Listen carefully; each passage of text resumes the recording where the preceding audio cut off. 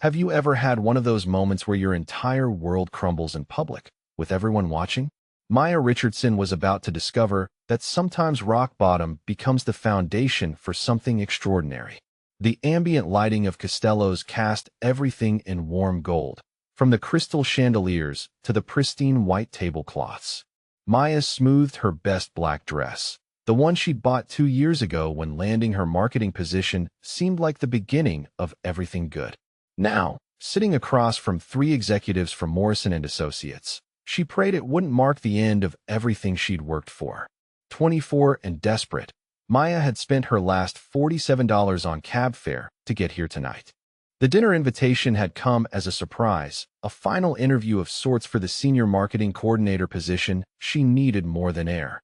After 3 months of unemployment, her savings account showed a devastating zero balance, and her landlord had already posted the eviction notice.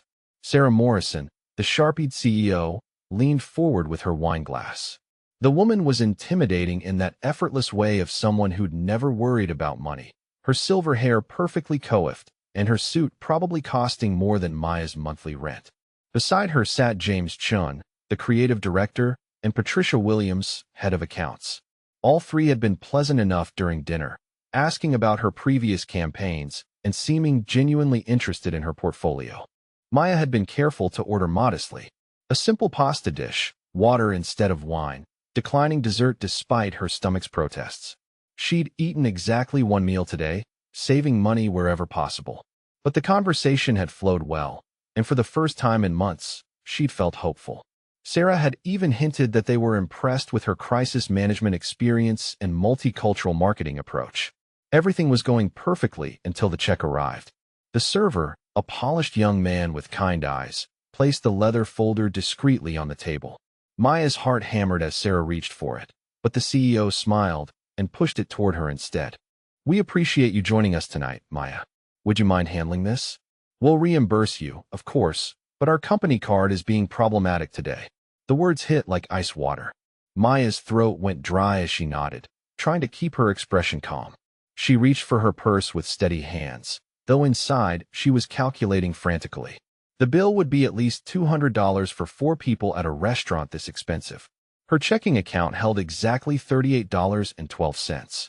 Maya slipped her debit card into the folder, saying a desperate prayer to whatever gods might be listening. Maybe, somehow, there had been a mistake with her balance. Maybe her final unemployment check had been deposited. Maybe the universe would grant her this one small miracle. The server returned 5 minutes later, his previously warm demeanor now professionally apologetic. "I'm sorry, miss, but your card was declined. Would you like to try another form of payment?" The words seemed to echo in the sudden silence that fell over their table. Maya's face burned as she felt every eye in the restaurant turn toward them. Conversations at nearby tables quieted, curious glances thrown their way. The elegant atmosphere she'd admired moments before now felt suffocating, pressing in on her from all sides. "Oh," Maya whispered, her voice barely audible. Let me try again. Maybe there was an error." But she knew there hadn't been an error. The card that had sustained her through 3 months of careful budgeting had finally reached its limit. She fumbled through her wallet, knowing she'd find nothing there but expired credit cards and maybe $17 in crumpled bills. "Is there a problem?" Sarah's voice had cooled considerably, professional interest replaced by barely concealed annoyance. The other executives shifted uncomfortably, James checking his phone while Patricia studied her manicured nails. Maya tried her credit card, the one she'd sworn not to touch. Declined. Her hands shook as she attempted to maintain some shred of dignity, but panic was setting in. The server stood patiently, but she could sense his growing discomfort. Other diners were openly staring now, some whispering behind their hands. "I'm so sorry," Maya managed, her voice cracking slightly. "There seems to be some kind of banking error. If you could just give me one moment to call." Sarah Morrison's expression had transformed completely. The warm interest she'd shown during dinner disappeared, replaced by the cold calculation of someone reassessing a bad investment. Maya Richardson, the promising candidate with impressive credentials, had just become Maya Richardson, the woman who couldn't afford dinner at a business meeting. "Perhaps we should handle this," Sarah said crisply, reaching for her own purse. "Though I have to say, Maya, this is rather concerning from a professional standpoint. Financial responsibility is crucial in our industry. The words felt like a slap. Maya's career prospects, already hanging by a thread, snapped completely. She could see it in their faces, the shift from consideration to dismissal. No one would hire someone who couldn't manage their own finances, regardless of their qualifications. The humiliation was complete when the restaurant manager approached, a thin man with cold eyes who clearly viewed her as a problem to be solved. "Miss, I'm going to need you to settle this account immediately, or I'll have to contact security." Security. The word hung in the air like a death sentence. Maya's vision blurred with unshed tears as she imagined being escorted out in front of everyone, her professional reputation destroyed beyond repair. She opened her mouth to apologize, to beg for mercy, to offer anything that might salvage this nightmare. "She's with me." The voice came from behind her, deep and calm with just a hint of an accent she couldn't place. Maya turned, along with everyone else at the table, to see a man approaching with the kind of confidence that commanded attention. He was tall, probably 6 foot woe, with dark hair styled perfectly and olive skin that suggested Mediterranean heritage. His suit was clearly expensive, tailored to perfection, and when he moved, there was something predatory about his grace. But it was his eyes that caught her. Dark green-gray, intense and intelligent, they swept over the scene with quick assessment before settling on her face. For a moment, Maya forgot to breathe. This stranger was looking at her like she mattered, like she was worth protecting, and the kindness in his expression made her chest tight. The manager's demeanor changed instantly. "Mr. Romano, of course. My apologies for any inconvenience." "Romano." Maya filed the name away as the stranger stepped closer to their table. He didn't look at the executives, didn't acknowledge the manager's subservient tone. His attention remained fixed on her, as if they were the only two people in the room. "Put their dinner on my account," he said simply. "All of it." Sarah Morrison found her voice first. "That's very kind, but unnecessary. We can handle our own." "It's handled." His tone brooked no argument, though his voice remained perfectly polite. The manager scurried away immediately, clearly relieved to have the situation resolved by someone with obvious influence. Maya stared up at this unexpected savior, torn between gratitude and mortification. She'd been rescued, but by a complete stranger who'd witnessed her most humiliating moment. The executives were murmuring among themselves, their earlier dismissal replaced by curiosity about her apparent connection to someone of obvious wealth and power. "Thank you," she managed, her voice barely a whisper. "But I can't possibly. You can repay me by allowing me to drive you home." There was something in his voice, a subtle command that suggested he was accustomed to being obeyed. But when he extended his hand to her, his touch was gentle. "I'm Dante Romano." "Maya Richardson," she replied, accepting his hand and feeling electricity shoot up her arm at the contact. His fingers were warm, strong, and calloused in a way that suggested he was no stranger to physical work despite his obvious wealth. The executives watched this exchange with growing interest, their earlier judgment now tempered by obvious calculation. If Maya Richardson knew Dante Romano, whoever he was, perhaps she was worth reconsidering after all. But Maya no longer cared about their opinion.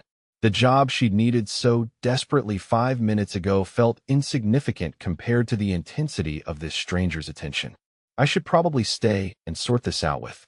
Maya gestured helplessly toward her former potential employers. Dante's smile was small but warm, transforming his stern features completely. "They'll be fine.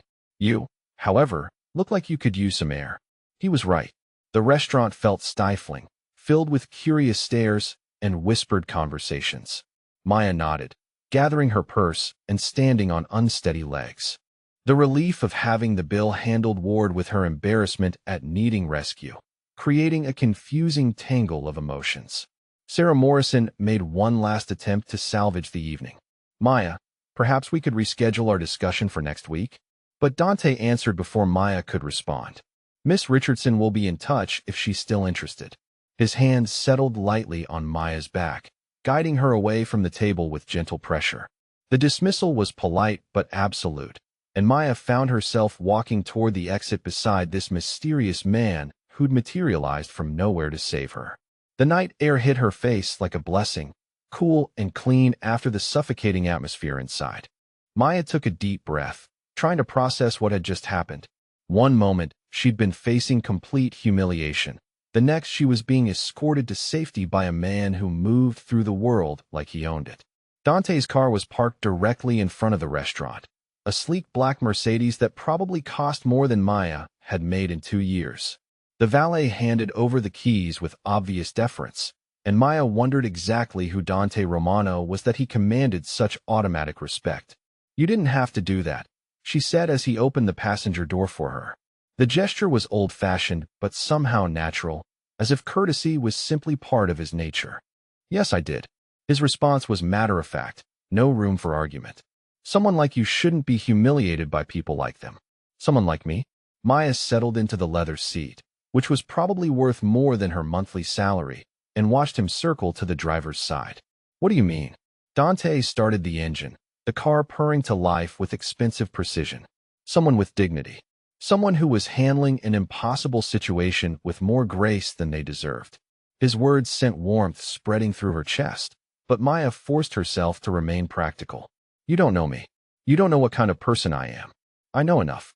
Dante pulled into traffic with smooth confidence, one hand on the wheel while the other rested casually on the gear shift. His profile was sharp, classical, like something carved from marble. "You ordered the least expensive entree on the menu. You didn't drink alcohol. You were grateful to the server despite your obvious stress. And when you realized you couldn't pay, your first instinct was to apologize rather than make excuses." Maya stared at him, surprised by his acute observation. "You were watching me?" A slight smile curved his lips, softening the intensity of his features. "Hard not to. You were the most interesting person in that room."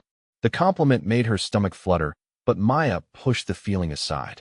She couldn't afford to be attracted to someone so obviously out of her league, especially when she still didn't understand why he'd helped her. "Where exactly am I taking you?" Dante asked, glancing over at her. Maya rattled off her address, a modest apartment building in a neighborhood that was safe but far from fashionable. She watched for any change in his expression, any sign of judgment, but found none. They drove in comfortable silence for several minutes, the luxury car eating up the miles between her humiliation and home. Maya found herself stealing glances at her rescuer, trying to understand what had motivated his intervention. Dante Romano moved with the confidence of someone accustomed to power, wore clothes that cost more than most people's monthly rent, and commanded immediate respect from restaurant staff. Yet he'd stepped in to help a complete stranger without expecting anything in return. "Why did you do that?" The question slipped out before Maya could stop it. Dante was quiet for a long moment, his expression thoughtful. "My parents taught me that how we treat people when they're vulnerable says everything about who we really are." The simple statement hit harder than any grand gesture could have. Maya felt tears prick at her eyes, emotional exhaustion finally catching up with her. The stress of months without steady income, the desperation of tonight's interview, the crushing humiliation of having her card declined, all of it crashed over her at once. "Hey." Dante's voice was gentle, concerned. "Are you okay?" Maya wiped her eyes quickly, embarrassed by her emotional display. "I'm fine. It's just been a difficult few months." "Want to talk about it?" The offer surprised her. Wealthy men who drove cars like this and wore suits like that didn't typically want to hear about other people's financial problems. But there was something about Dante's voice, something genuine in his concern, that made Maya want to open up. "I lost my job 3 months ago," she heard herself saying. "Budget cuts. I've been interviewing everywhere, but the market is brutal. Tonight was supposed to be my big break, and I completely humiliated myself." Dante pulled up to her apartment building, a modest 3-story complex that looked shabby compared to the restaurant they'd just left. But he didn't seem to notice the contrast, his attention focused entirely on her. "Those people weren't worth your humiliation," he said firmly. "If they couldn't see your value because of one moment of financial difficulty, they would have been terrible employers anyway." Maya turned to look at him fully, studying his face in the glow from the streetlight. There was something about Dante Romano that didn't quite add up. His clothes and car suggested serious wealth, but his understanding of her situation felt personal, like he'd been where she was standing. "Thank you," she said simply, "for everything. I don't know how I'll repay you, but I will." Dinner was a couple $100. You'll land on your feet. It wasn't just the dinner, Maya pressed. It was my dignity, my self-respect. You gave those back to me when you didn't have to. Dante's expression softened, and for a moment he looked younger, less intimidating. Maybe I know what it's like to be underestimated because of circumstances beyond your control. Before Maya could ask what he meant, Dante was out of the car and opening her door. The gesture was automatic, ingrained courtesy that spoke of good breeding despite whatever rough edges she sensed beneath his polished surface. They stood facing each other on the sidewalk, and Maya found herself reluctant to end the evening. This stranger had shown her more kindness in 1 hour than she'd received in months of job hunting and financial stress. Will I see you again? The question was bold, probably inappropriate, but Maya had already lost everything tonight. What was one more risk? Dante reached into his jacket and pulled out a business card, elegant black stock with silver lettering. His fingers brushed hers as he handed it over, and Maya felt that electric connection again. If you need anything. Anything at all. Maya looked down at the card. Romano Enterprises, it read, with an address in the financial district and a phone number. No job title, just his name. What kind of business? She asked, looking back up at him. Dante's smile was enigmatic, holding secrets she couldn't begin to guess at. Import and export. Various investments. I keep busy. The non-answer intrigued her more than a detailed explanation would have. There was clearly much more to Dante Romano than expensive clothes and casual wealth, but Maya sensed that pushing for information would be counterproductive. Thank you again, she said instead. Tonight could have been a complete disaster. Instead, it was just the beginning. Dante's words were quiet but certain, as if he knew something she didn't. Before Maya could ask what he meant, Dante was back in his car and pulling away into the night, leaving her standing on the sidewalk with his business card and a head full of questions. She watched his taillights disappear around the corner, then looked down at the elegant cardstock in her hand. Maya Richardson had started the evening desperate for any job that would pay her bills.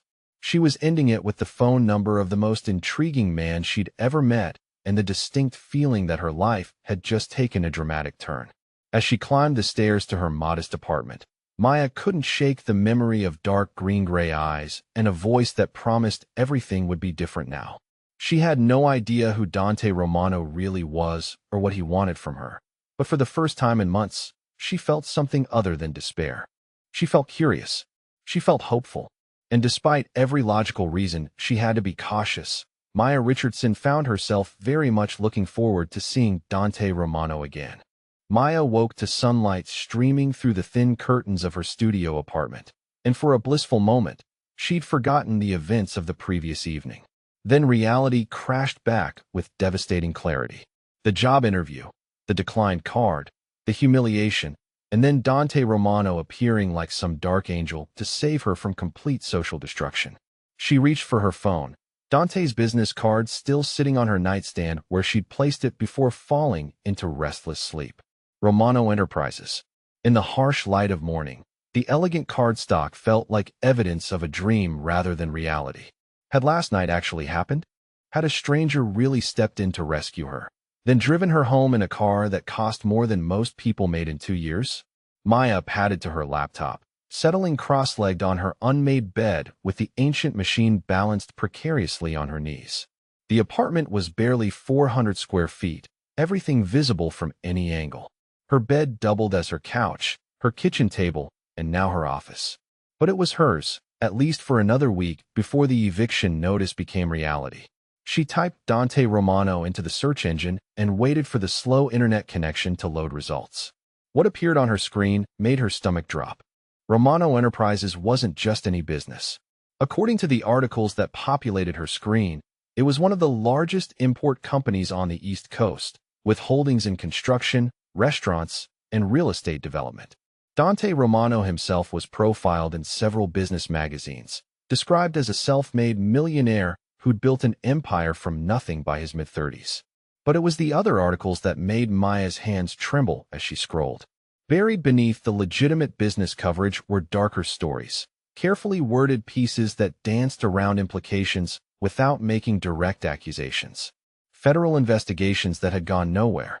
Connections to families with names she recognized from crime documentaries. Associates who'd been arrested on racketeering charges. The photos showed the same man who'd rescued her last night. Dante at charity galas, cutting ribbons at business openings, shaking hands with politicians and celebrities. But there was something in his eyes in every picture, a hardness that the expensive suits couldn't quite hide.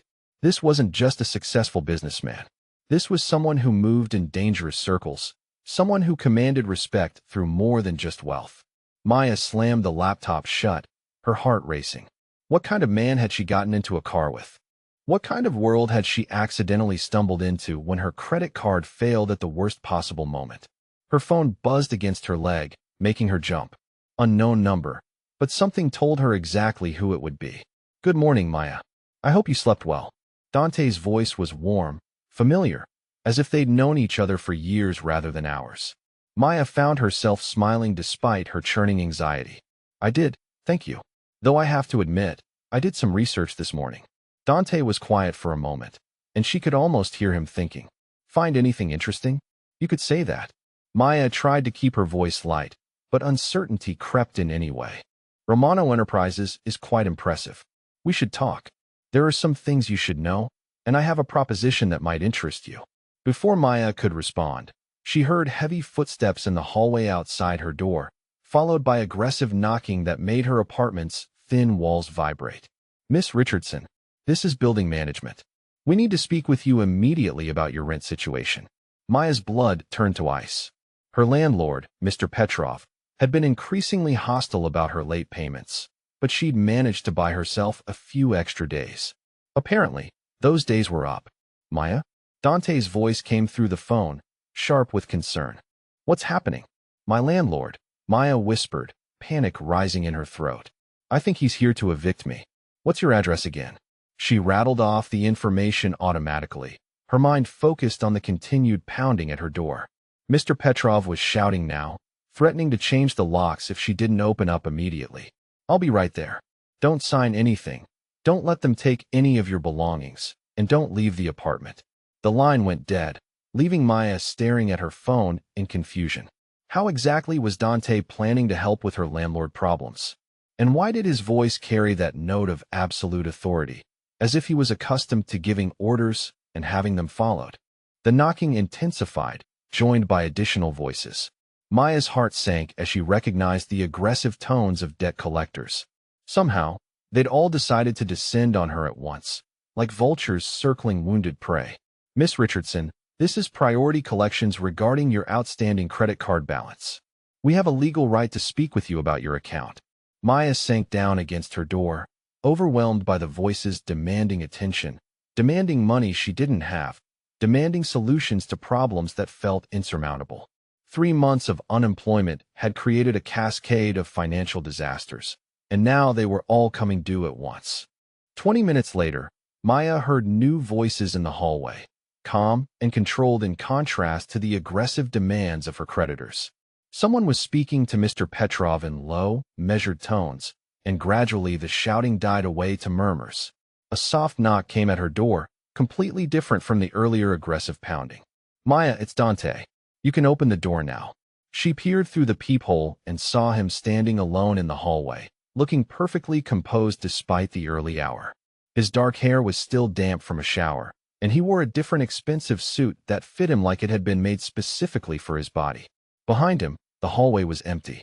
Maya unlocked the multiple deadbolts and opened the door to find Dante studying her with those intense green-gray eyes. Up close, in the harsh light of her apartment building's fluorescent overheads, he was even more imposing than she remembered. There was something about his presence that filled spaces, commanded attention without effort. Where did everyone go? She asked, looking past him to the empty corridor. They remembered they had somewhere else to be.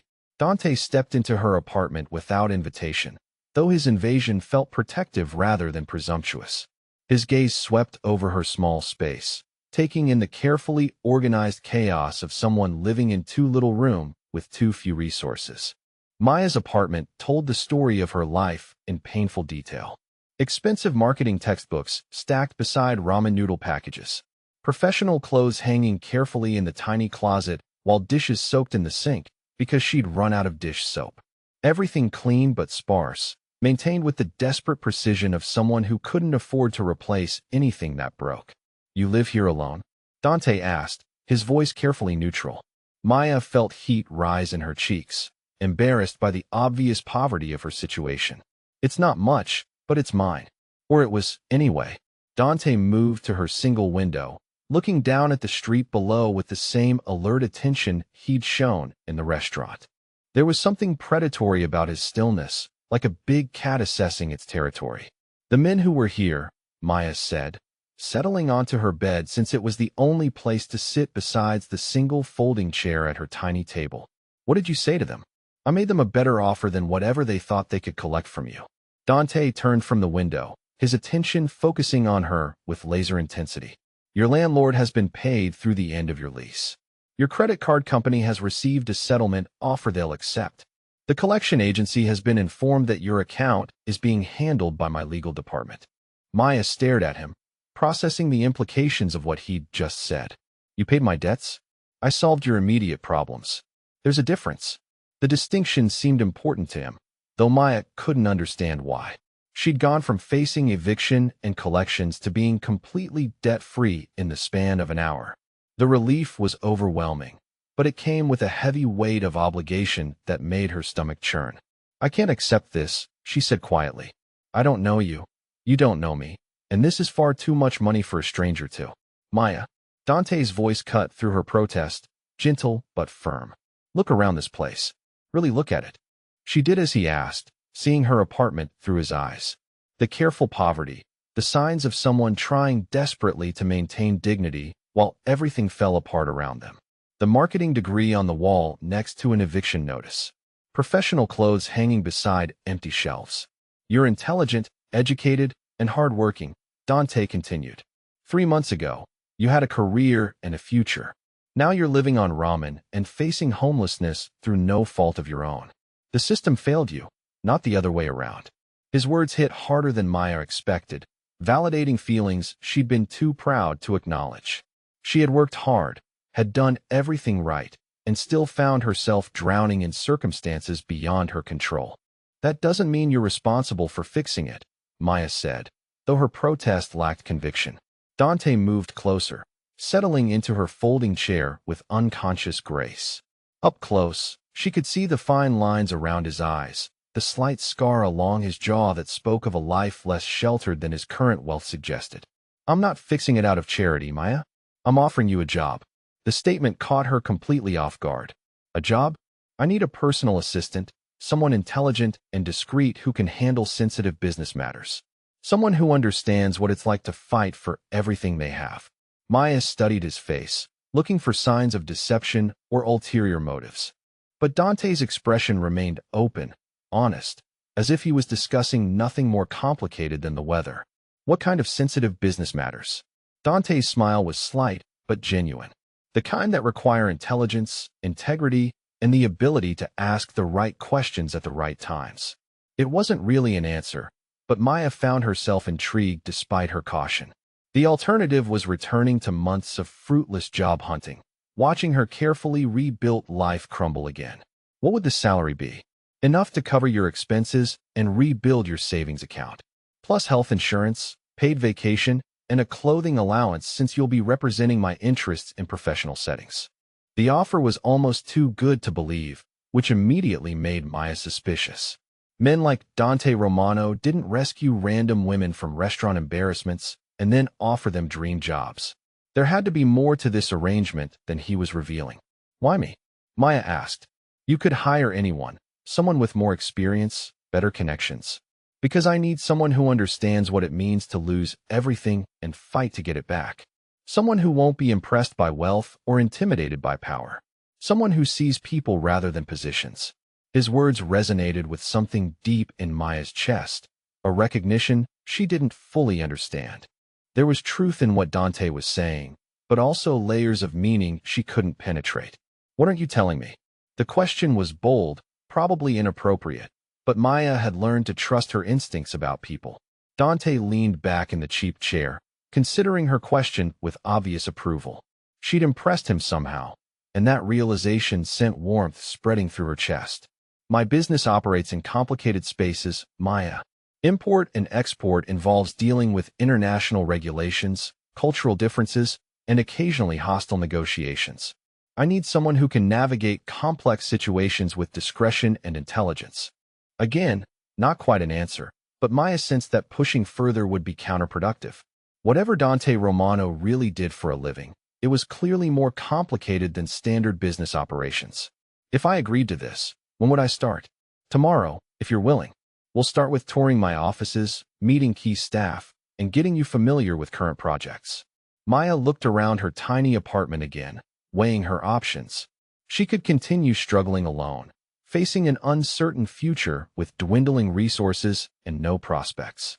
Or she could accept help from a man who intrigued and intimidated her in equal measure, stepping into a world she didn't understand but couldn't deny finding fascinating. There will be risks, Dante said quietly, as if reading her thoughts. My business attracts attention from people who don't always play by conventional rules. If you work for me, you'll be associated with that world. What kind of risks? The kind that require excellent security and careful decision-making, but also the kind that come with excellent compensation and protection. Maya felt her pulse quicken. Protection implied danger, which confirmed her suspicions about the true nature of Dante's enterprises. But it also suggested that whatever he was involved in, he took care of the people who worked for him. Before she could respond, Dante's phone buzzed against his jacket. He glanced at the screen, his expression hardening almost imperceptibly. I need to take this, he said, standing and moving toward the window again. Marco, what do you have? Even from across the small room, Maya could hear the urgency in the caller's voice, though she couldn't make out specific words. Dante's responses were clipped, professional, but she caught fragments that made her stomach tighten with nervousness. How long has he been asking questions? No, don't approach him directly. I want to know everything about his interest in her. Her. Maya's blood went cold as she realized they were talking about her. Someone was asking questions about her, and that someone had Dante concerned enough to issue what sounded like surveillance orders. Dante ended the call and turned back to her, his expression carefully controlled. But Maya had seen the flash of something dangerous in his eyes, a reminder that this man moved in circles where problems were solved through means she probably didn't want to understand. Is there something I should know? Maya asked, proud that her voice remained steady despite her racing heart. Dante moved back to the chair, his attention focused entirely on her. Someone has been asking about you, Maya. Questions about your background, your employment history, your current living situation. The words sent ice through her veins. Who? We're working to find out. But until we do, I'd prefer if you weren't alone in this apartment. Maya stared at him, processing the implications. Someone was investigating her, and Dante's response was to suggest she needed protection. The job offer suddenly felt less like opportunity and more like necessity. You think I'm in danger, she said. It wasn't a question. I think you've attracted attention you didn't ask for, possibly because of last night. Until we understand what kind of attention that is, caution would be wise. Maya looked around her small apartment again, but this time it felt less like home and more like a trap. The thin walls, the multiple locks that wouldn't stop anyone truly determined, the isolation that had seemed peaceful yesterday, but now felt vulnerable. If I take this job, she said slowly, where would I live? I have several properties. Safe places where my employees can stay if needed. The offer hung between them, loaded with implications Maya wasn't sure she was ready to face. Accepting Dante's help meant stepping fully into his world, whatever that world actually contained. But staying meant facing unknown threats alone, with no resources and no protection. Dante seemed to sense her internal struggle. Take your time to decide, Maya. But don't take too long. Whoever is asking about you isn't being subtle about their interest. Maya stood up, pacing the small space between her bed and kitchenette. Her entire life had been turned upside down in less than 24 hours. Yesterday's biggest concern had been finding a job before her rent came due. Today she was being offered employment by a man whose touch made her pulse race and whose business attracted the kind of attention that required security measures. If I say yes, Maya said finally, what exactly would my job responsibilities include? Dante's smile was approving, as if she'd asked exactly the right question. Managing my schedule, coordinating with international clients, handling confidential communications, and occasionally accompanying me to business meetings that require discretion and intelligence. And the personal protection you mentioned? would be handled by my security team. You'd never be alone in situations where your safety couldn't be guaranteed. Maya felt a flutter of something that might have been excitement mixed with terror. This was insane. She was seriously considering accepting a job from a man she'd met 12 hours ago, a man whose business operated in shadowy spaces that attracted federal investigation. But the alternative was returning to the slow disaster of unemployment and mounting debts, facing unknown threats with no resources and no allies. At least with Dante, she'd have protection and the chance to rebuild her life on solid ground. There's one more thing, Dante said, standing and moving closer to her. His proximity made her suddenly aware of his height, his presence, the way he seemed to fill her small apartment just by being in it. What's that? Working for me means being part of my world, Maya. That world includes loyalties and obligations that go beyond typical employment relationships. Once you're in, you're in. There's no going back to your old life and pretending none of this happened. The warning was clear, but so was the implicit promise. Maya would be protected, valued, included in something larger than herself. After months of isolation and struggle, the prospect of belonging somewhere again was almost irresistible. She looked up at Dante, studying his face in the morning light streaming through her single window. His features were sharp, classical, but it was his eyes that held her attention. They promised safety, security, and something else she couldn't quite name, but found herself desperately wanting to explore. When do I start? Maya heard herself say, the decision made before her rational mind could interfere. Dante's smile transformed his entire face, warmth replacing the careful control she'd seen there before. Right now, if you're ready, we'll get you moved to a safe location, then begin your orientation to Romano Enterprises. As Maya gathered her few belongings, she couldn't shake the feeling that she was crossing a line she'd never be able to uncross. But for the first time in months, she felt hopeful about her future. Even if that future was with a man whose world operated by rules she didn't yet understand. Maya's first week working for Dante Romano shattered every assumption she'd made about organized crime and the men who ran it. Instead of finding a stereotypical operation filled with threatening figures and illegal schemes, she discovered a sophisticated business empire that operated with precision, intelligence, and surprising legitimacy. Romano Enterprises occupied 3 floors of a gleaming downtown tower, with Maya's desk positioned in the outer office of Dante's executive suite on the 32nd floor. Floor-to-ceiling windows offered a breathtaking view of the city, and the office itself was decorated with understated elegance that spoke of serious money and excellent taste. But it was watching Dante work that truly impressed her. The man who'd rescued her from restaurant humiliation transformed, in his professional environment, into someone even more compelling. He spoke fluent Italian, Spanish, and what sounded like Russian during international calls. He negotiated shipping contracts with the kind of strategic thinking that would have impressed her business school professors. He managed a staff of over 200 employees with a combination of respect and authority that inspired genuine loyalty rather than fear. Maya found herself studying him during their long days together, fascinated by the complexity of the man who'd inserted himself into her life. Dante Romano was clearly brilliant, building an import business that generated millions in legitimate revenue annually. But there were moments when she caught glimpses of something harder beneath the polished surface, shadows that suggested his success hadn't come through conventional means alone. By Thursday of her first week, Maya had settled into a routine that felt surprisingly natural. She arrived each morning to find Dante already at his desk, usually on a call with suppliers in Italy or distributors on the West Coast. Coffee appeared at her elbow without her having to ask, delivered by Marcus, the building's head of security who seemed to anticipate everyone's needs with uncanny accuracy. Marcus himself was an interesting study. Mid-40s with graying hair and intelligent eyes, he moved through the office with the quiet efficiency of someone who'd spent years in military or law enforcement. He was unfailingly polite to Maya, but she sensed he was evaluating her constantly, measuring her trustworthiness and competence with professional assessment. The work itself was intellectually stimulating in ways Maya hadn't expected. Dante's legitimate businesses were genuinely complex, involving intricate logistics for moving goods across international borders, coordinating with customs officials in multiple countries, and managing relationships with suppliers who operated in politically unstable regions. Maya's marketing background proved surprisingly valuable as she helped develop strategies for expanding into new markets. But it was the quiet moments between the business demands that revealed the most about Dante Romano.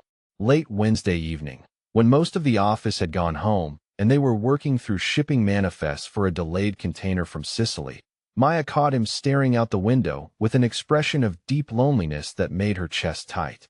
"You miss it," she said quietly. "Sicily, I mean." Dante turned from the window, his mask of professional composure slipping just enough to reveal something vulnerable underneath. "Every day? My parents are buried there, in a small cemetery outside Palermo that overlooks the Mediterranean." Maya set down the documents she'd been reviewing, giving Dante her full attention. "How old were you when you lost them?" 15. Car accident. Though the local police were remarkably uninterested in investigating the circumstances, Dante's voice carried bitter resignation that spoke of old wounds never properly healed.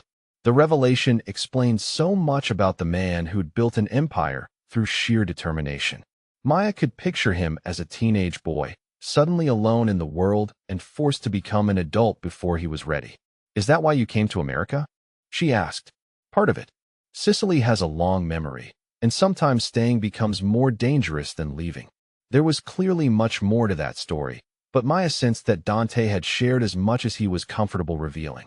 Instead, she found herself opening up about her own painful history. "My father left when I was 12, Maya said, surprising herself with the admission. "Just disappeared one day while my mom was at work and I was at school. We never saw him again." Dante's attention focused on her with laser intensity, and Maya felt exposed under his gaze. But there was no judgment there, only understanding that came from someone who'd experienced abandonment in his own way. "How did your mother handle raising you alone?" "She worked herself into an early grave trying to keep us afloat. 2 jobs, sometimes 3, determined to make sure I had opportunities she'd never had." Maya felt familiar guilt twist in her stomach. I was supposed to be the success story that justified all her sacrifice. "You are a success story." Dante's voice was firm, certain. "You graduated college, built a career, supported yourself independently. The fact that the economy failed you doesn't diminish what you accomplished." His words hit deeper than Maya expected, validating struggles she'd been too proud to acknowledge. For months, she'd felt like a failure, like all her education and hard work had been worthless. But Dante saw her differently, saw strength where she'd only seen defeat. Their eyes met across the desk, and Maya felt something shift between them. The attraction that had been simmering since their first meeting intensified, charged with new understanding and mutual recognition of shared wounds. Dante's gaze dropped to her lips for just a moment before returning to her eyes, and Maya's heart stuttered in her chest. Before either of them could act on the moment, Dante's phone buzzed against the desk. He answered with obvious reluctance, his voice returning to business mode even as his eyes remained fixed on Maya's face. "Romano, what do you need, Marcus?" Even from across the desk, Maya could hear the urgency in the security chief's voice. She watched Dante's expression harden as he listened, the vulnerable man who'd shared his past disappearing behind professional armor. "When? How long?" Dante's questions were clipped, efficient, but Maya caught the underlying tension. "I want eyes on him until we know what he wants. And make sure she gets home safely tonight." Her. Maya's blood chilled as she realized they were discussing her again. Someone else was asking questions. Someone else was taking interest in her life in ways that concerned Dante's security team. "What's happening?" Maya asked when Dante ended the call. "Someone called your old apartment building, claiming to be a potential employer checking references. Asked specific questions about your daily routine, your visitors, your work schedule." The words sent fear crawling up Maya's spine. Your old apartment building.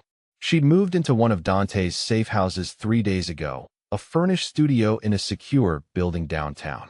But whoever was investigating her was persistent, following leads even after she'd changed locations. "Do you think it's connected to someone seeing us together at the restaurant?" Dante stood and moved to the window again, his posture alert and predatory. "Possibly. Or it could be someone from your past who's decided you're worth pursuing." Maya's stomach dropped as a horrible possibility occurred to her. "Derek." Her ex-boyfriend Derek Morrison had been the kind of mistake Maya preferred not to think about. Charming initially, then controlling, then increasingly aggressive as their relationship deteriorated. She'd broken up with him 6 months ago, but Derek hadn't taken the rejection well. He'd spent weeks calling, texting, showing up at her workplace until she'd been forced to involve building security. But Derek had finally stopped contacting her 3 months ago, around the time she'd lost her job. Maya had assumed he'd moved on, found someone new to obsess over. Apparently, she'd been wrong. There's someone, Maya said quietly. An ex-boyfriend who had trouble accepting that our relationship was over. Dante turned from the window, his expression shifting to something far more dangerous than she'd seen before. Tell me about him. Maya explained Derek's escalating harassment, his refusal to accept boundaries, the way he'd made her final months at her previous job miserable with his constant attempts at contact. She told Dante about the threatening messages, the implications that she owed him money for things he'd paid for during their relationship, the feeling of being hunted that had only ended when Derek finally stopped calling. What's his full name? Dante's voice was calm, controlled, but Maya could see the fury burning in his green-gray eyes. Derek Morrison. He works in insurance, lives in Riverside Heights. At least he did 6 months ago. Dante was already reaching for his phone, but before he could dial, Maya's cell phone rang from her purse. Unknown number, but something told her exactly who it would be. Answer it, Dante said, but put it on speaker.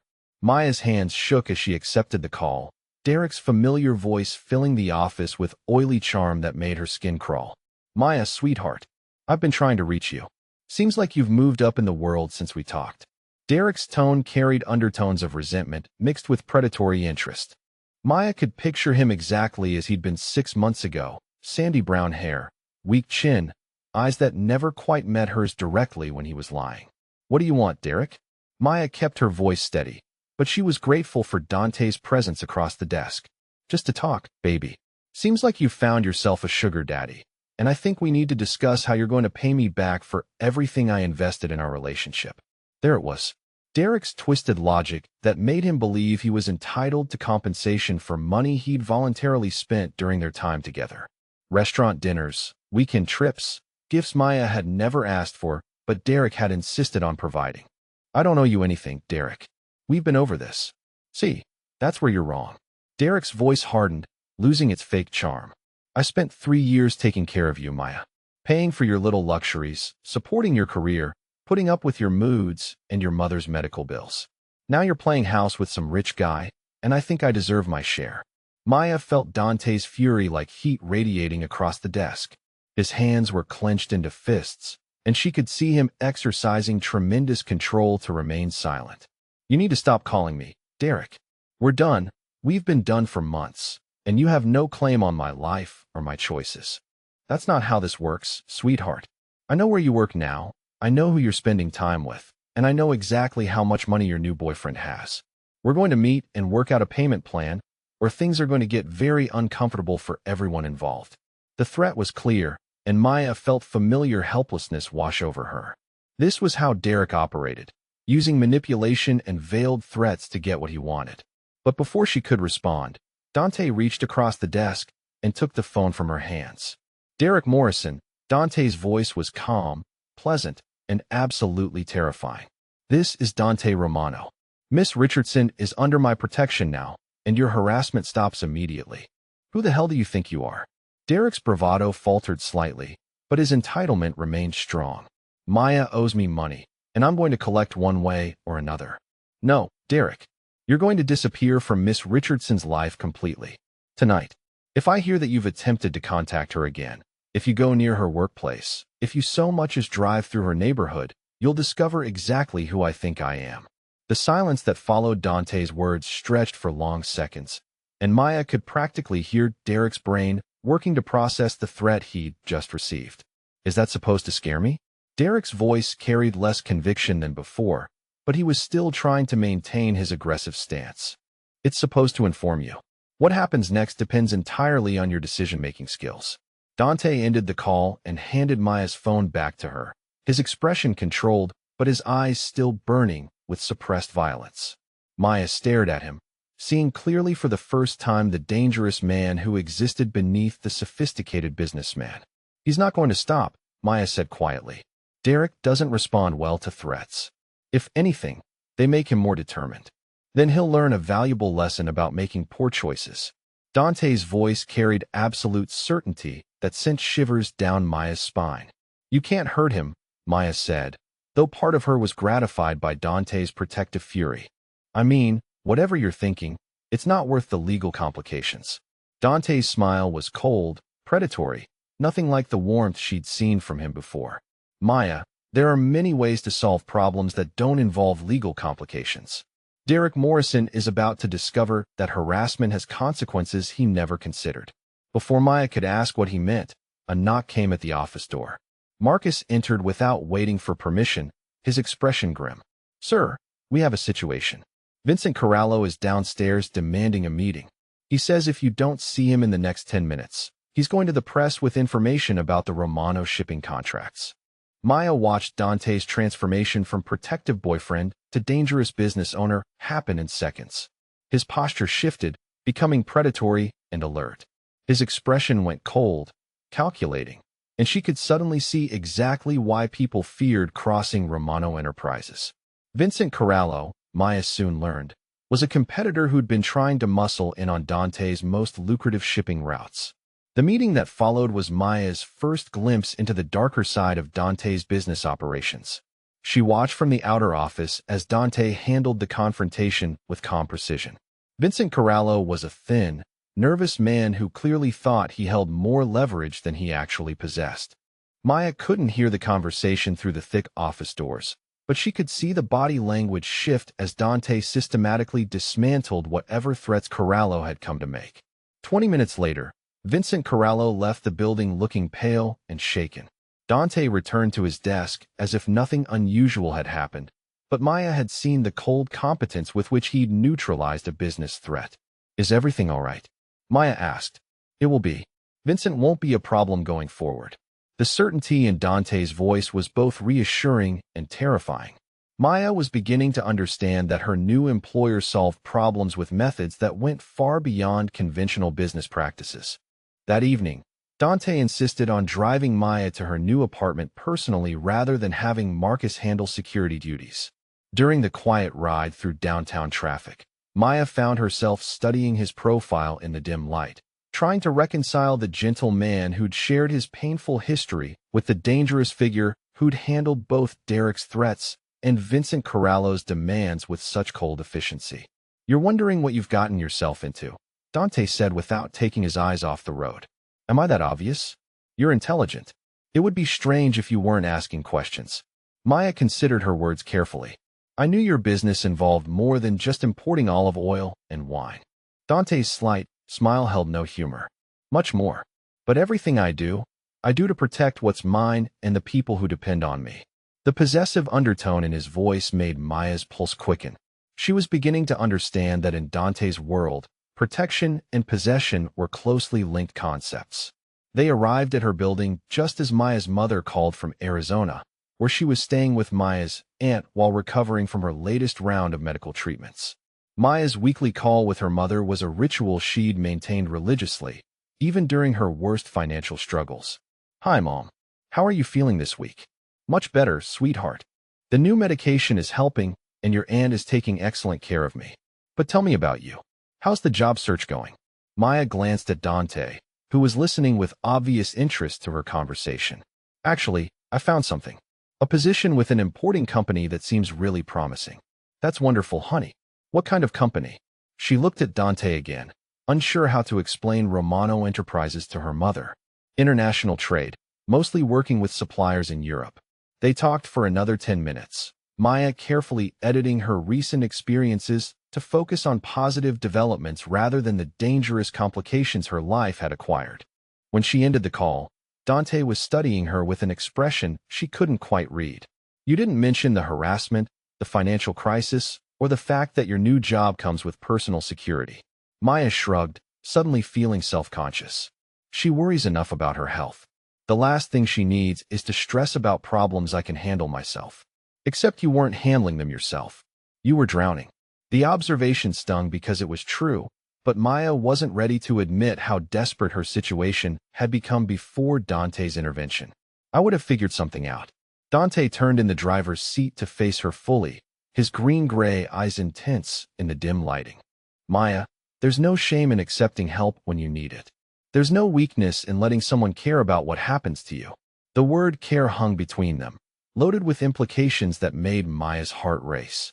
Dante's voice had dropped to something intimate, personal, and she found herself leaning closer without conscious decision. Is that what this is? Maya asked quietly. Caring? Dante's gaze dropped to her lips, lingered there for a heartbeat that stretched into infinity, then returned to her eyes. It's the beginning of it.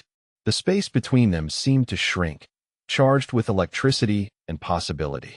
Maya could smell his cologne, see the faint scar along his jaw, feel the heat radiating from his body in the enclosed car. Dante reached up slowly, giving her time to pull away, and cupped her cheek with his palm. Maya's eyes fluttered closed as Dante's thumb traced along her cheekbone with incredible gentleness.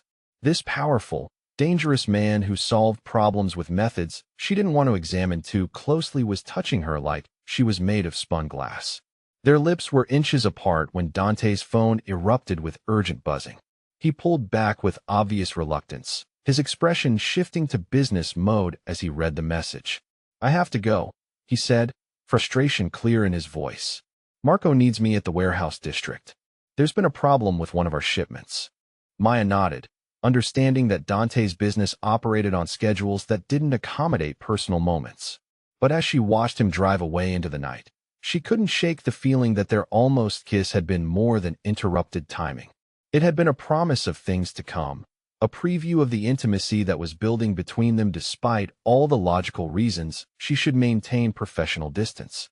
Alone in her secure apartment, Maya touched her cheek where Dante's hand had been and wondered what it meant to care about a man whose protection came with dangers she was only beginning to understand. The crisis began at 7:30 Friday morning when Sarah Morrison called Maya's personal phone in a panic.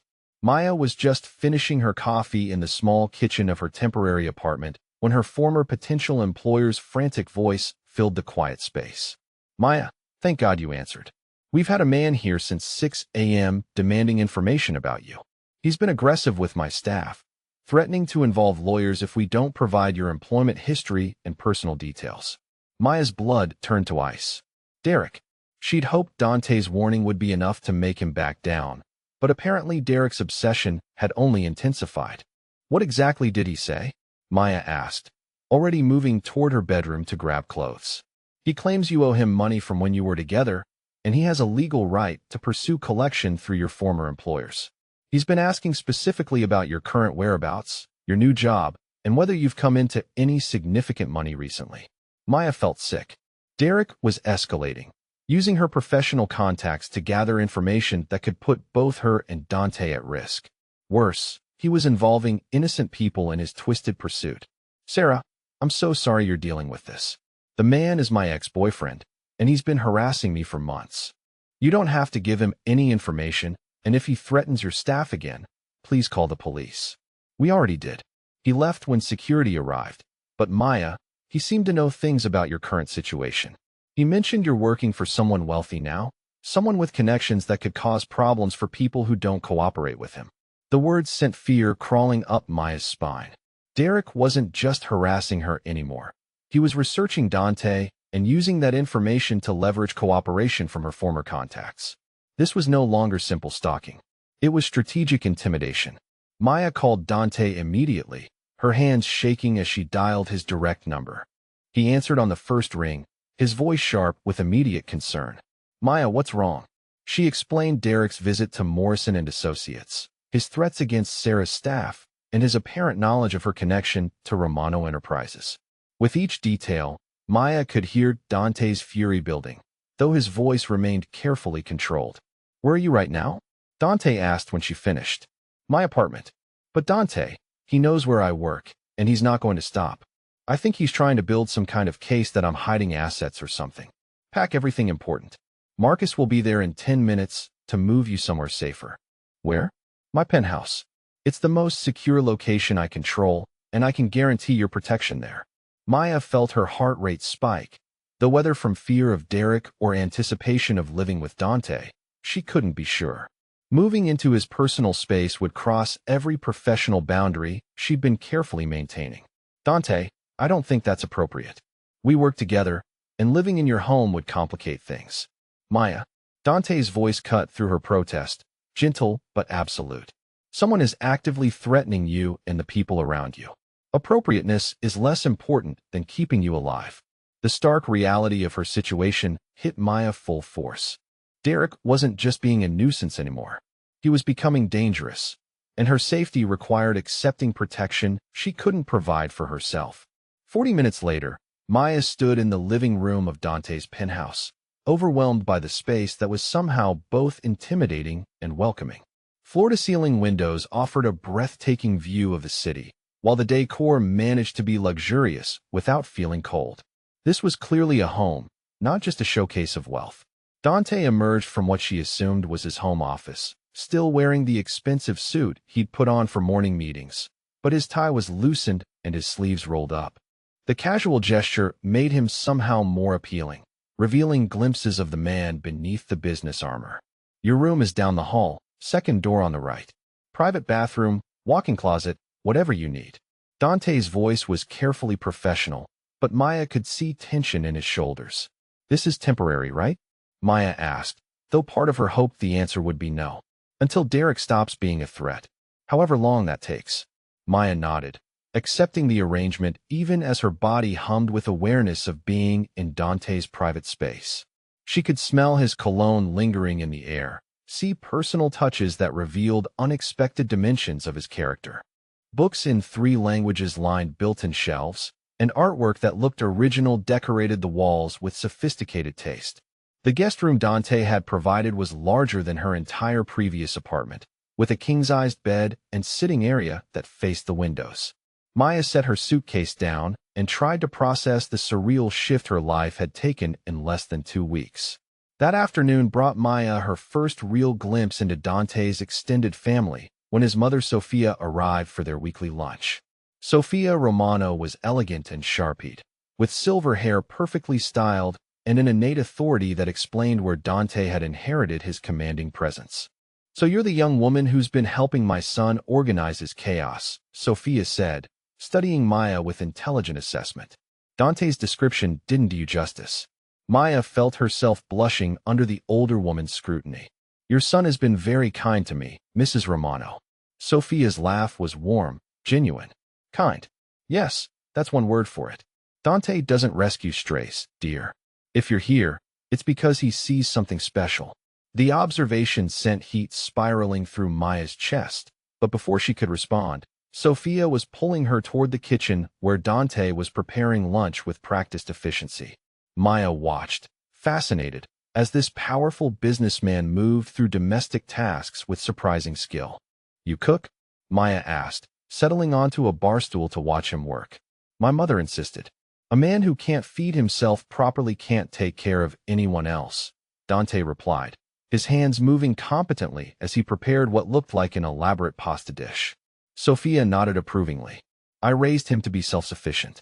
Too many men expect to be taken care of without offering anything in return." The comment felt pointed, though Maya wasn't sure if it was directed at her situation specifically or men in general. She found herself relaxing as the afternoon progressed, charmed by the easy dynamic between mother and son and included in their conversation as if she naturally belonged there. After Sofia left, Maya and Dante settled into an evening routine that felt surprisingly natural. They worked together in his home office, reviewing shipping schedules and international contracts while soft jazz played in the background. Maya found herself stealing glances at Dante as he concentrated, admiring the strong lines of his profile and the way his brow furrowed when he encountered complications. Around 9 o'clock, Marcus called with an update that changed everything. "Sir, we have a problem. Derek Morrison made contact with Vincent Corallo this afternoon. They met for 2 hours at a coffee shop downtown, and our surveillance indicates money changed hands." Maya watched Dante's expression harden as he processed the implications. Vincent Corallo, the business rival who'd tried to threaten Dante earlier in the week, was now apparently allied with Derek in whatever scheme they were developing. What's their angle? Dante asked, his voice dangerously calm. Unknown. But Corallo left the meeting looking satisfied, and Morrison was asking questions about Miss Richardson's schedule and security arrangements. The words sent ice through Maya's veins. Derek wasn't just harassing her anymore. He was actively working with Dante's enemies to gather intelligence that could be used against them both. Double the security protocols, Dante ordered. I want to know everywhere Morrison goes and everyone he talks to. And Marcus, if he makes any move toward this building or Miss Richardson, you have my authorization to handle the situation permanently. Maya's hands shook as the call ended. Derek's obsession had escalated beyond anything she'd imagined possible, and now she was genuinely afraid of what he might do. Dante moved to the couch where Maya sat, settling beside her with careful attention to her emotional state. His presence was immediately comforting, solid and protective in ways that made her feel safer than she had in months. How dangerous is this? Maya asked quietly. Really? Dante was quiet for a long moment, clearly weighing how much truth to share. Vincent Corallo has been trying to muscle in on my operations for over a year. He's not particularly intelligent, but he's desperate, and that makes him unpredictable. Combined with Derek's obsession, they could create problems that go beyond simple harassment. Maya felt tears prick at her eyes, overwhelmed by the situation spiraling beyond her control. I never wanted any of this, Dante. I never wanted to bring danger into your life or put other people at risk. Dante reached for her hand, his fingers warm and strong as they intertwined with hers. Maya, look at me. She raised her eyes to meet his, finding intensity there that took her breath away. None of this is your fault. Derek Morrison chose to escalate this situation, and Vincent Corallo chose to involve himself in something that doesn't concern him. Their choices, their consequences. But if I hadn't been at that restaurant, if my card hadn't been declined, you never would have known I existed and none of this would be happening. Dante's other hand came up to cup her cheek, thumb stroking gently across her skin. If you hadn't been at that restaurant, I would never have met the most remarkable woman I've encountered in years. Whatever complications that's created, Maya, I consider myself fortunate. His words sent warmth flooding through her chest, but Maya forced herself to focus on practical realities. You could send me away, give me a new identity, relocate me somewhere Derek and Corallo can't find me. That would solve your problems. Is that what you want? Dante's voice was carefully neutral, but Maya could see something vulnerable in his eyes. The question hung between them, loaded with implications that went far beyond simple safety considerations. Maya could choose the safe path, disappear into witness protection or whatever equivalent Dante could arrange. She'd be free from Derek's harassment and removed from the dangerous world of Romano Enterprises. But she'd also lose Dante, lose the connection that had been building between them, lose the sense of belonging she'd found in his world despite its complications. No, Maya whispered. I don't want to leave, even knowing the risks.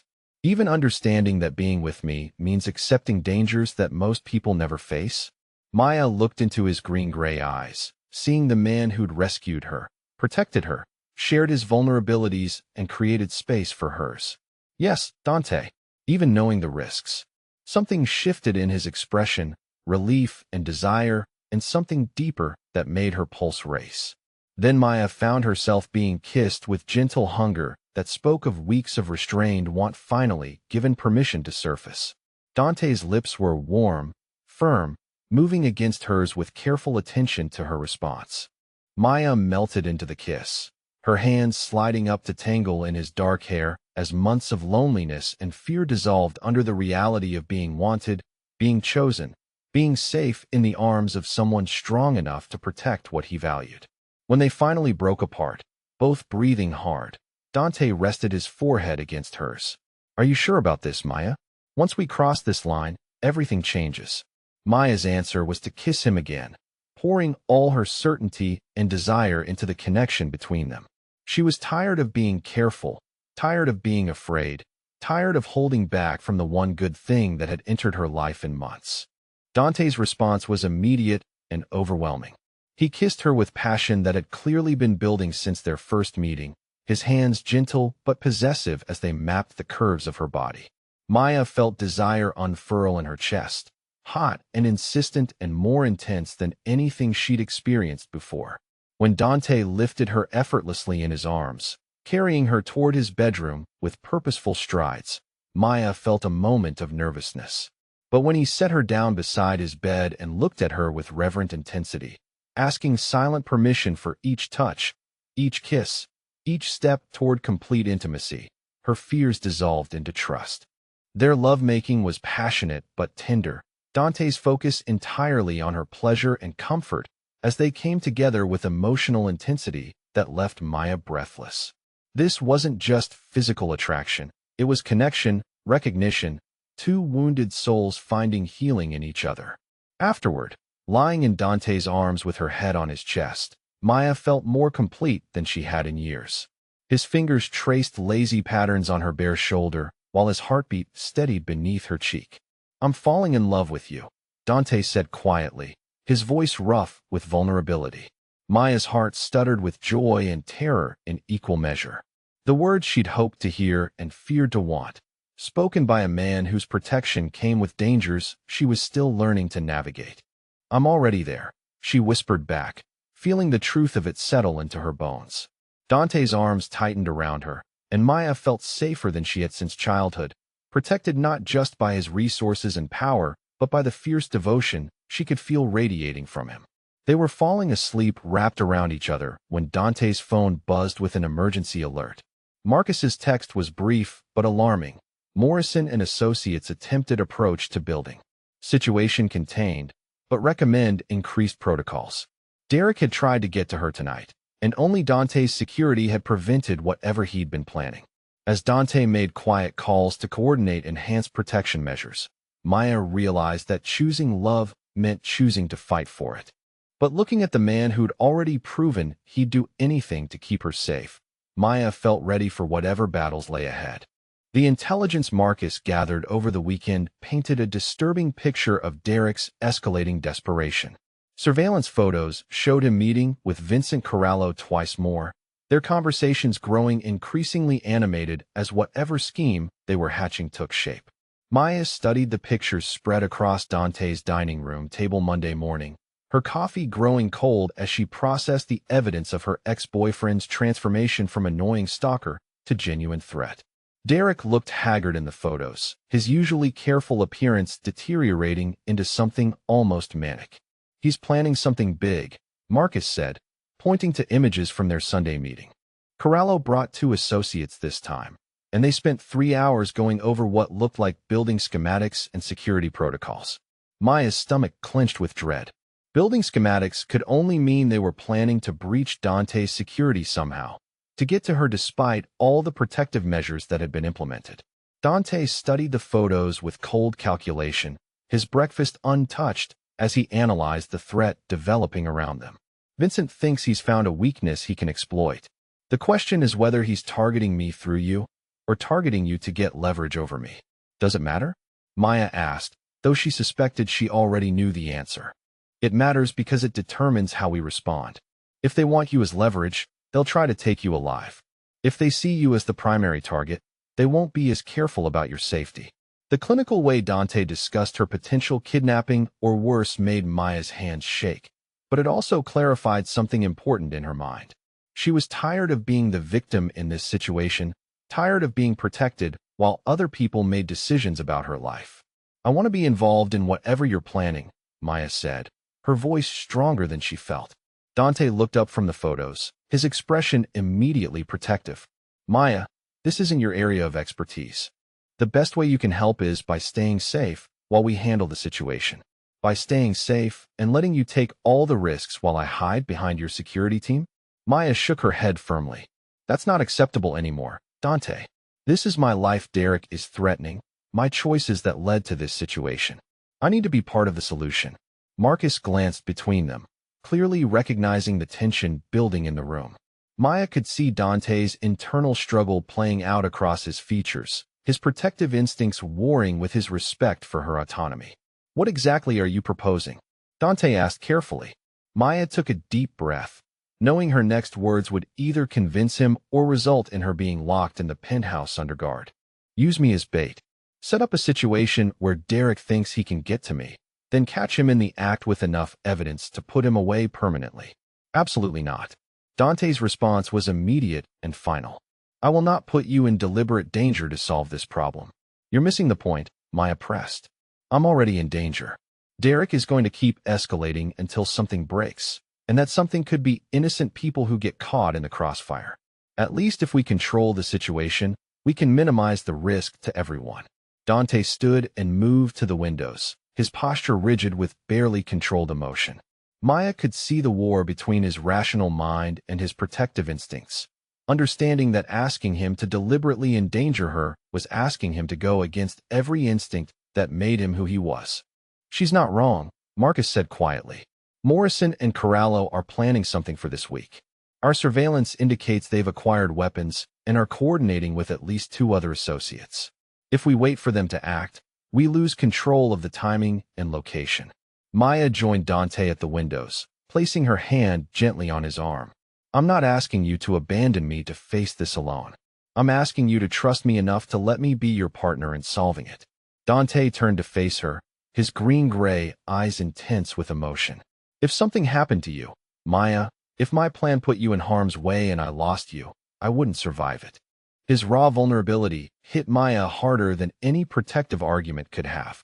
This wasn't just about tactics or control. It was about love and the terror that came with having something precious to lose. Then make sure the plan is perfect, Maya said softly. Use your expertise, your resources, your people to create a situation where Derek can be caught without anyone getting hurt. The strategy session that followed lasted 6 hours and involved more people than Maya had realized were part of Dante's organization.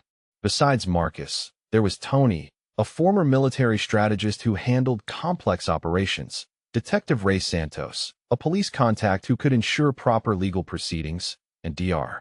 Elizabeth Chun, a surveillance specialist who coordinated electronic monitoring. Maya found herself impressed by the professionalism and intelligence of Dante's team.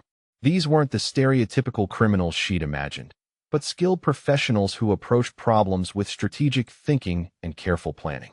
The plan they developed was elegant in its simplicity. Maya would appear to resume her normal routine, visiting the downtown branch of her former bank to close an account Derek knew she maintained. The location was public enough to seem natural, but isolated enough to control variables. Maya would be wired for sound and video, with Dante's team positioned to intervene the moment Derek made his move. Detective Santos would coordinate with uniformed officers to ensure Derek's arrest included charges serious enough to guarantee significant prison time. The harassment, stalking, conspiracy with known criminals, and attempted kidnapping would combine to keep Derek locked away for years. Maya spent Tuesday rehearsing her role, learning to use the sophisticated surveillance equipment Dr. Chun had provided and memorizing the signals that would trigger intervention. Despite her determination to participate, she felt increasingly nervous as the operation approached. That evening, lying in Dante's arms after another night of passionate intimacy, Maya voiced her lingering fears. What if something goes wrong? What if Derek is more dangerous than we're anticipating? Dante's arms tightened around her, his voice certain in the darkness. Nothing will go wrong, Maya. I have 12 people positioned around that bank, all of them armed and experienced. Derek Morrison is an amateur playing in a professional game, and he's about to learn the difference. His confidence was reassuring, but Maya could feel the tension in his body, the way his muscles remained coiled despite his calm words. Dante was as nervous as she was, though he was hiding it better. Wednesday afternoon, Maya walked into First National Bank wearing a simple blue dress and carrying a purse that contained more sophisticated electronics than most police departments possessed. She could feel Dante's presence somewhere nearby, could sense the invisible network of protection surrounding her, but she still felt exposed and vulnerable. The bank was moderately busy, providing cover for Dante's people while ensuring enough witnesses to make Derek's actions legally clear. Maya approached the customer service desk, requesting assistance with account closure while her pulse hammered in her throat. 15 minutes into the planned operation, Derek appeared. He entered through the main doors, looking around carefully before spotting Maya at the customer service counter. Even from across the lobby, Maya could see the manic energy that had replaced his usual calculated charm. Derek's eyes were wild, his movements erratic, and when he started walking toward her, Maya felt genuine fear spike through her system. Well, Derek said as he approached, his voice carrying an odd, sing-song quality that raised every alarm bell in Maya's head. Look who's out running errands like a normal person. Derek. Maya kept her voice steady, though her heart was racing. I thought we agreed you were going to leave me alone. Derek's laugh was harsh, attracting attention from other bank customers. Oh, sweetheart, that was before I realized how much you and your boyfriend were worth.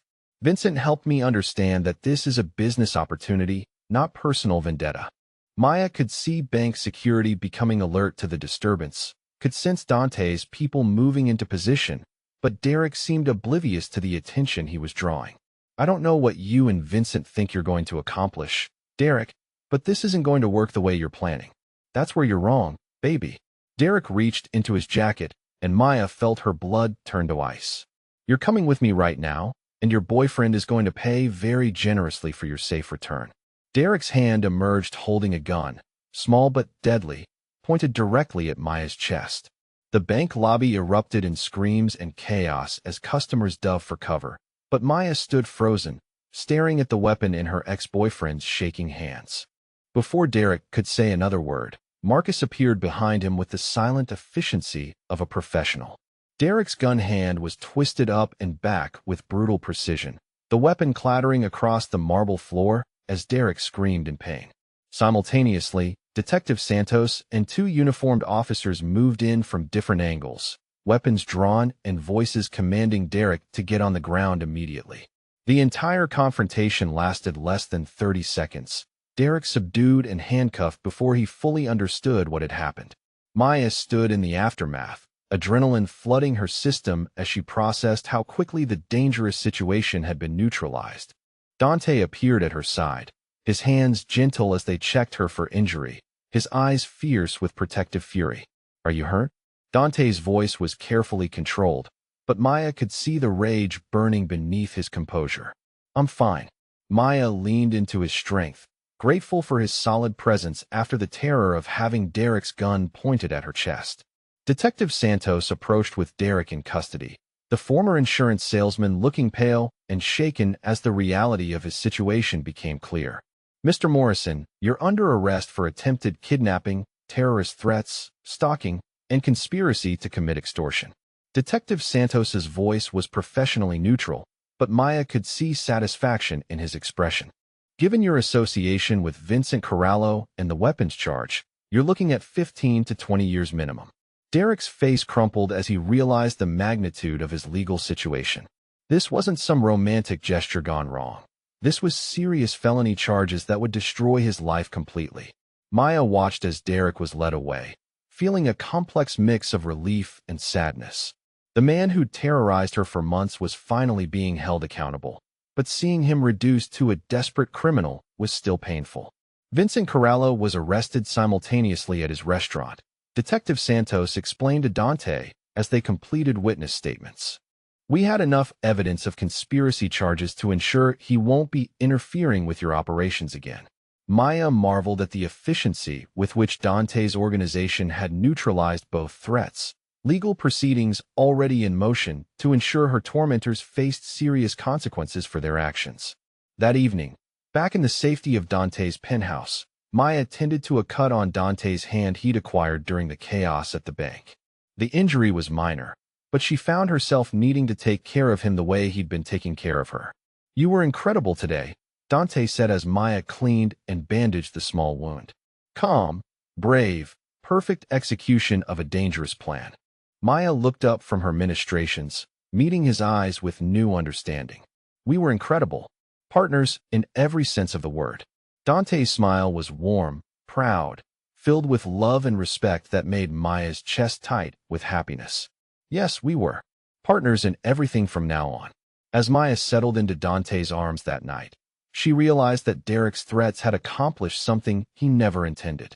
Instead of driving her away from Dante, the crisis had forced them to become true partners, equals who trusted each other completely with their safety, their secrets, and their hearts.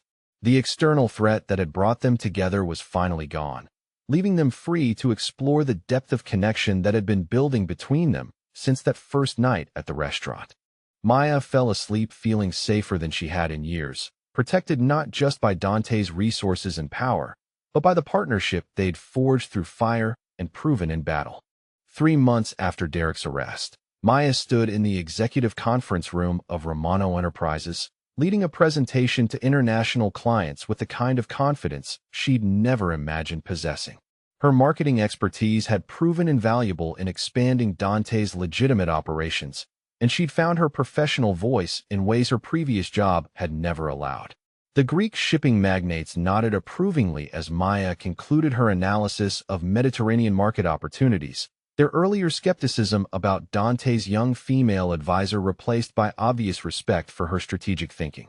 "Excellent presentation, Miss Richardson," Andreas Stavros said as the meeting concluded. "Your understanding of cultural nuances will be invaluable for our partnership." Maya felt warmth spread through her chest at the recognition, but it was Dante's proud smile from across the conference table that made her truly glow with satisfaction.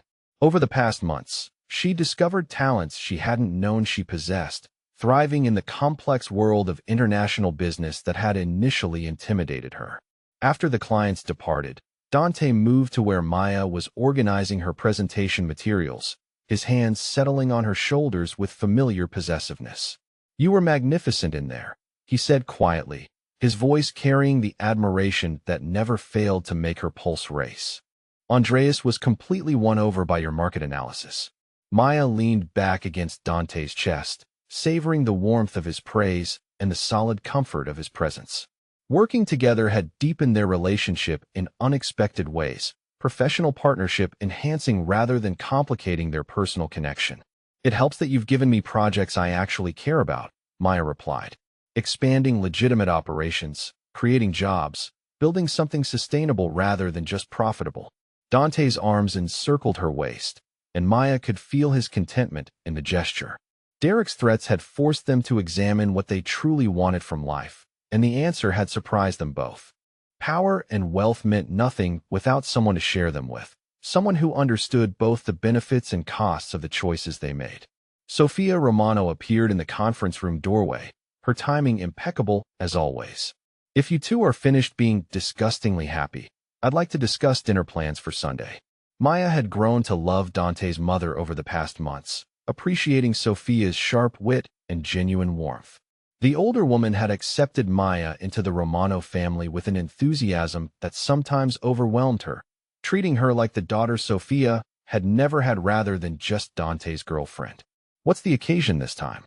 Dante asked, though his tone suggested he already suspected the answer. "Your cousin Maria is visiting from Palermo with her new husband. I want the whole family there to welcome them properly."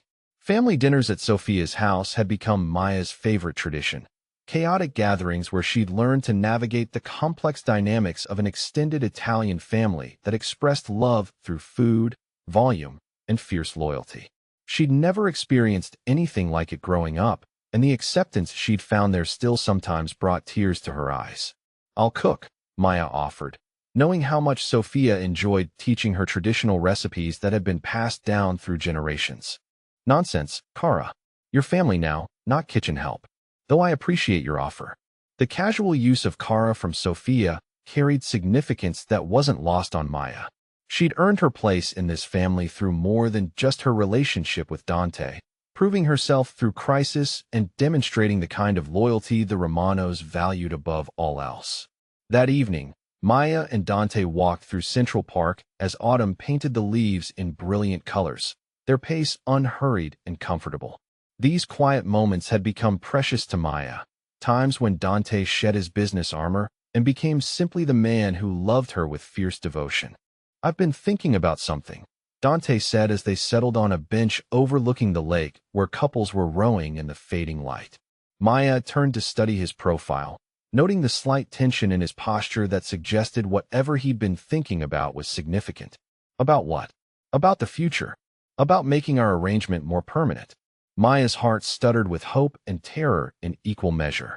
They'd been living together for months, working together, building a life that felt more real and substantial than anything she'd experienced before. But Dante had never spoken directly about marriage, about official commitment that would bind them legally, as well as emotionally. What kind of more permanent? Maya asked, though she suspected she knew exactly what he meant. Dante reached into his jacket pocket and withdrew a small velvet box that made Maya's breath catch in her throat. The kind where you agree to spend the rest of your life putting up with my overprotective tendencies and occasionally dangerous business associates. Maya stared at the box, her mind racing to process the moment she'd hoped for but hadn't dared expect. Dante Romano, the most powerful man she'd ever met, was proposing to her on a park bench like any ordinary couple planning their future together. "Are you asking me to marry you?" Maya's voice came out smaller than she'd intended, overwhelmed by the magnitude of what he was offering. "I'm asking you to be my wife, my partner, my family. I'm asking you to build something permanent with me, something that can't be destroyed by outside forces or temporary problems." Dante opened the box to reveal a ring that took Maya's breath away. The center stone was a perfect emerald surrounded by diamonds, elegant and substantial without being ostentatious. It was exactly what she would have chosen if she'd dared to dream about such things. "Maya, I know my world comes with complications that most people never face. I know loving me means accepting risks and responsibilities that you never asked for. But I also know that you make me a better man, a happier man, and I want to spend the rest of my life proving I'm worthy of the trust you've placed in me." Tears blurred Maya's vision as she looked at this remarkable man who'd rescued her from her lowest point and helped her discover strength she hadn't known she possessed. Dante Romano wasn't just offering her financial security or protection from life's uncertainties. He was offering partnership, respect, and love that would challenge her to become the best version of herself. "Yes," Maya whispered, then louder with growing conviction. "Yes, I'll marry you, Dante. I want to build everything with you." Dante's smile was radiant as he slipped the ring onto her finger, the fit perfect as if he'd somehow known exactly what size she needed. Then Maya found herself being kissed with passionate joy that spoke of months of careful courtship finally reaching its intended destination. When they finally broke apart, both laughing and crying, Maya held up her hand to admire the way the emerald caught the last rays of sunlight. "Your mother is going to be insufferable about wedding planning," Maya said, already anticipating Sophia's enthusiastic involvement in every detail. Dante's laugh was warm, affectionate. "She's already been planning our wedding since the day she met you. I suspect she has 3 different venues on hold and a guest list that includes half of Sicily." The thought should have been overwhelming, but Maya found herself looking forward to Sophia's guidance through the complex protocols of marrying into a family with old-world traditions and modern complications. The wedding planning that followed proved that Dante's prediction about his mother was entirely accurate. Sophia approached the task with military precision, coordinating with extended family across 2 continents to ensure every detail reflected the importance of formally welcoming Maya into the Romano name. Maya found herself caught up in the whirlwind of preparations, from choosing between 3 different churches Sophia had deemed appropriate to tasting menus from the finest Italian restaurants in the city. But through it all, she felt embraced by a family that genuinely wanted her to belong, that celebrated her upcoming marriage with enthusiasm that sometimes overwhelmed her. Marcus, who'd become something of an older brother figure to Maya, handled security arrangements with characteristic efficiency. The wedding would be a celebration, but also a gathering of people from various aspects of Dante's business that required careful coordination to ensure everyone's safety. Detective Santos, who'd remained a friend after Derek's successful prosecution, helped navigate legal requirements while ensuring the ceremony wouldn't attract unwanted attention from federal investigators still curious about Romano Enterprises' more questionable activities. 6 weeks later, Maya stood before the mirror in the bridal suite of St. Anthony's Cathedral, hardly recognizing herself in the elegant silk gown Sophia had insisted on commissioning from Milan. The dress was simple but stunning, designed to complement Maya's figure while reflecting the sophisticated taste of her new family. Sophia bustled around the suite, making final adjustments to Maya's veil while chattering nervously in rapid Italian. Dr. Chun, who'd become an unexpected friend during the wedding preparations, translated the more amusing complaints about Dante's stubborn refusal to follow traditional protocols. "You look beautiful, Cara," Sophia said finally, stepping back to admire her handiwork. "My son is the luckiest man alive, and I intend to remind him of that fact regularly. Maya hugged the older woman, grateful for the maternal guidance she'd never expected to receive. Sophia had filled a void in Maya's life she hadn't fully understood existed, providing the kind of fierce protective love that came with official family membership. The ceremony itself was everything Maya had dreamed of but never dared expect.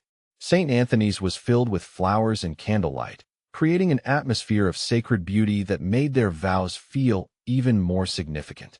But it was seeing Dante's expression as she walked down the aisle that made Maya's heart soar with complete happiness. He stood at the altar in an impeccably tailored tuxedo, his eyes fixed on her face with love and wonder that made her feel like the most precious woman in the world. Father Martinez, the elderly priest who'd baptized Dante as an infant, conducted the ceremony with warmth and dignity that honored both tradition and the unique circumstances of their courtship. When Dante repeated his vows, promising to love and protect Maya for the rest of their lives, his voice carried conviction that made their commitment feel unbreakable. Maya's own vows spoke of partnership, trust, and gratitude for the man who'd seen her worth when she couldn't see it herself. She promised to stand beside him through whatever challenges their future might hold, to be his equal and partner in building the life they both wanted. When Father Martinez pronounced them husband and wife, Dante's kiss was tender and passionate, sealing promises that felt as eternal as the ancient stones of the cathedral around them. The reception at the Plaza Hotel was elegant and joyous, filled with music and dancing that lasted until the early hours of morning. Maya found herself embraced by extended family members who traveled from Italy specifically to welcome her into their ranks, overwhelmed by the warmth and acceptance she received. Marcus gave a toast that brought tears to everyone's eyes, speaking about loyalty, family, and the courage it took to trust someone completely with your heart and future. Even Detective Santos offered congratulations, joking about how unusual it was to attend the wedding of people he'd met during a criminal investigation. But Maya's happiest moment came during their first dance, when Dante held her close and whispered that she'd made him believe in forever again. 6 months later, Maya stood in the kitchen of their new house in Westchester, one hand resting on her still flat stomach while she watched Dante play with Marcus's young son in the backyard. They'd moved out of the penthouse after discovering Maya was pregnant, wanting space for the family they were building together. The morning sickness had been manageable, but the emotional overwhelm of creating new life with the man she loved completely had brought tears to her eyes multiple times each day. Dante had responded to news of her pregnancy with joy so pure and intense that Maya had fallen in love with him all over again. "Cara," Sophia called from the dining room where she was setting the table for Sunday dinner. "Are you feeling well enough to eat today?" "Much better," Maya called back, though the smell of garlic bread still made her slightly nauseous. Dr. Patterson said the morning sickness should start improving next week. Maya joined Dante in the backyard, settling into his arms as they watched Marcus's son attempt to teach their golden retriever puppy to fetch a tennis ball. The scene was domestic, peaceful, everything Maya had dreamed about during her months of uncertainty and struggle. "Happy?" Dante asked, his hand joining hers on her stomach where their child was growing. Maya looked around at the life they'd built together, the family they'd created, the love that had grown from a moment of crisis into something unshakable and permanent.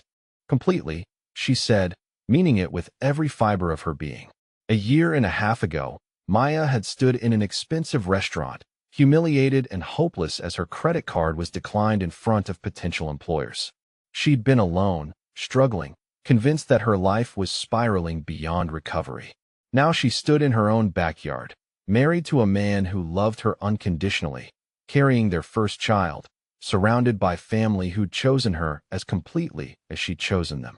The woman who'd once been embarrassed by financial struggles now helped manage a multi-million-dollar business empire, her insights and intelligence valued by clients across 2 continents. Dante had saved her that night at the restaurant, but Maya understood now that she'd saved him too. He'd given her security and protection, but she'd given him something equally valuable. Someone to protect, someone to build a future with, someone who saw the man beneath the power and loved him completely. As they walked hand in hand toward the house where Sophia was calling them to dinner, Maya reflected on the unpredictable journey that had brought them together. Crisis had become opportunity. Desperation had transformed into strength, and two wounded souls had found healing in love that proved strong enough to overcome any obstacle.